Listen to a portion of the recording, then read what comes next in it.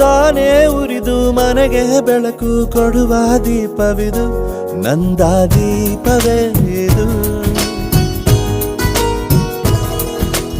ಆಡಿಸುವ ತನ ಕರುಣೆಯ ಮೇಲೆ ನಮ್ಮ ಪಾತ್ರವು, ಸಮಯದ ಸೂತ್ರವನದು.